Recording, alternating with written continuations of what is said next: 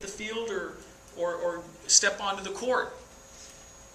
But we are trying to get you to focus more on mastery, much more on mastery. Because again, why do we want you to focus on mastery? We want you to succeed. And the research shows conclusively that focusing more on mastery gives you better results.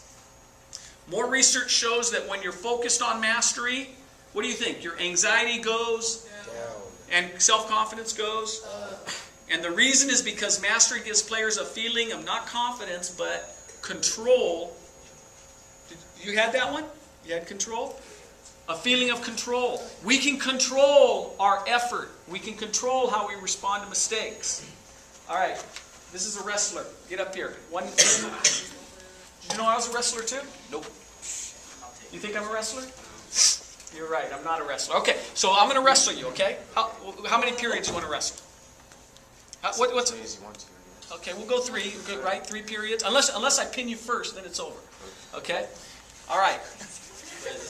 You ready? I'm recording. You're really good. You're going to say go, right? Okay, go. Okay, wait a minute. Oh, okay. So, how much control do I have over the result of my wrestling match with Kevin? How much control do I have over the result? You say a lot? How many of you think I have a lot of control over it? Only one hand going up? Okay. How many of you think I don't have much control over the result? Don't be. Okay, a couple hands. How much control does Kevin have over the result? Not that much. A lot. You say not that much? Why do you say not that much? I don't know. You can't really control how something's going to go. You can't control what? Can't control the outcome of something. Can't control the outcome, but why can't he control it? He's had more training. He's had more training. He can only control his effort. What if he wrestles the best wrestling match of his life, and it turns out that I wrestle a little better than him? What if it turns out that I actually am a pretty good wrestler? Or what happens if I get lucky? Right? So, what he can control is his effort and how he responds to his mistakes and whether he tries to learn from his mistakes. Same thing with me. I can control my effort. I might wrestle the best match of my life, and it might not be good enough. Why might it not be good enough? He might be a little better than me in this wrestling meet. Okay, now we're ready. Okay? Say Go. No, we're not going to really wrestle. You guys don't think I'm crazy, right? You didn't think I was really going to wrestle him, did you? All right. Okay, so mastery gives players a feeling of control. When you have that feeling of control over whether you're going to be successful, it's been proven that you'll work harder, you'll stick to tasks longer. Let's turn to page 30 real quick. If you want to be good at bouncing back from mistakes, if you want to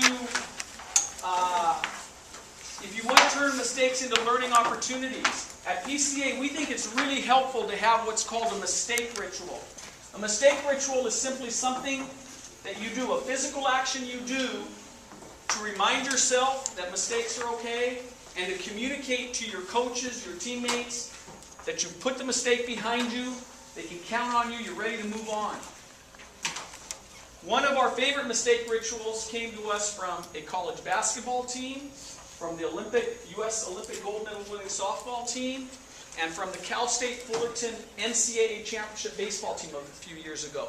They all used a mistake ritual that went like this. Anybody know what that symbolizes? Why were they going like this? Flushing. They flushed their mistakes. They were taught, on this team, mistakes are going to happen.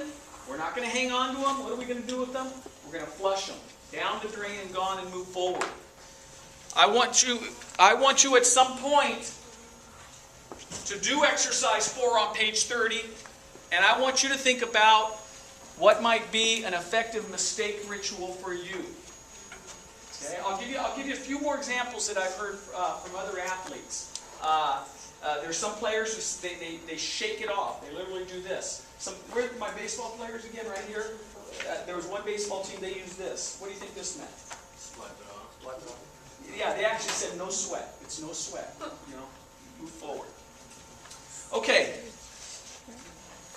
Can I have someone read this in a nice, loud voice? volunteer? Alright. Thanks. It always bugs me when people call me a natural shooter. I spent many years in the gym working hard to become a natural shooter. And who said that? I can't read that. Chris Mullen. It's Chris Mullen, 5-time NBA All-Star, who is now in the National Basketball Association Hall of Fame, one of the great Golden State Warrior players. So why did it bother him? Why do you think it bothered him when people go, wow, you're a natural shooter? They're trying to give him a compliment. Why did he not like that? Because he actually worked hard to do that. He knew that he actually worked really hard to get good like that. That he just wasn't born that way. You want people to see his work working. Yeah, exactly. See, Chris Mullen knew that it wasn't just about the talent that he was born with. Yes, he was tall, he had touch, but he knew the reason that he was a great shooter was because of his growth mindset. He knew that if he got good coaching, if he was dedicated, if he kept working at it, that he could get better and better and better. And eventually he got to the point where people thought, well, he probably didn't work hard at it. He's probably just good at it. Naturally good at it.